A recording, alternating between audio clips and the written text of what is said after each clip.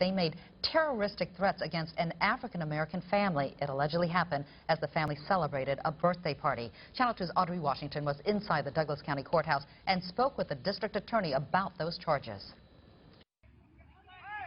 Look at this. This is the video the Douglas County DA watched as part of the investigation that led to this 9-page indictment. A Douglas County grand jury handed down an indictment charging members of the group known as Respect the Flag with violations of Georgia's Street Gang Terrorism and Prevention Act and terroristic threats.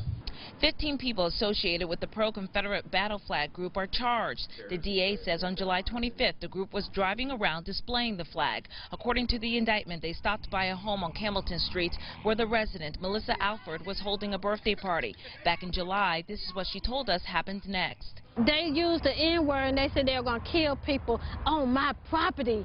Okay. Monday, I spoke with Alfred by phone. She told me she was surprised by the charges, but declined to comment any further without her attorney present.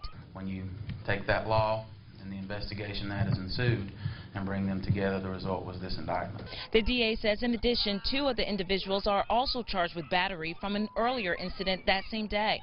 I tried to contact the people listed in this indictment, but I didn't get too far. The DA told me most of them have already been arrested and will next head to court. The individuals charged will be arraigned. We'll have the charges presented to them, and then we'll go through the process of giving them their due process and their day in court. At the Douglas County Courthouse, Audrey Washington, Channel 2 Action News. Sentenced for their part in a racially motivated crime.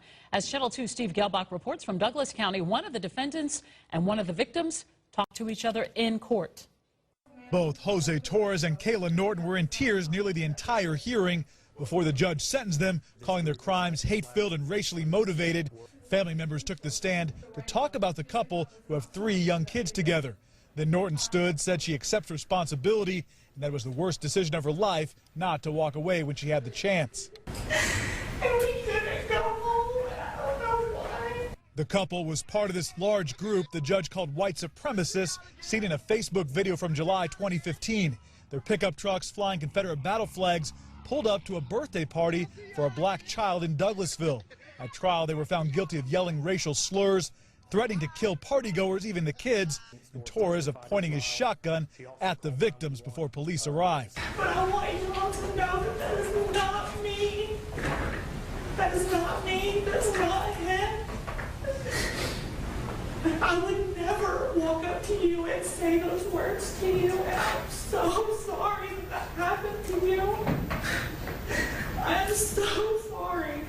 The apology caused some to break down, even leave the courtroom, and one mother to stand up and testify. You stayed, and you stayed affected my life, and it affected my children's lives. But ultimately, mother to mother, she said this. I forgive you. I forgive all of you. I'm not a mean-spirited person. I do. I forgive you. But the biggest tears came when the judge sentenced Torres to 13 years in prison, Norton to 6, one longer for each than the state even asked for. Because Georgia is one of the only states without a hate crime law, they were charged under the state's Street Gang Act as well as terroristic threats, and for him, aggravated assault with a deadly weapon. And out of more than a dozen people involved, only 2 others were charged with felonies. They pled guilty and are now serving much shorter prison terms. In Douglas County, Steve Gelbach, Channel 2 Action News.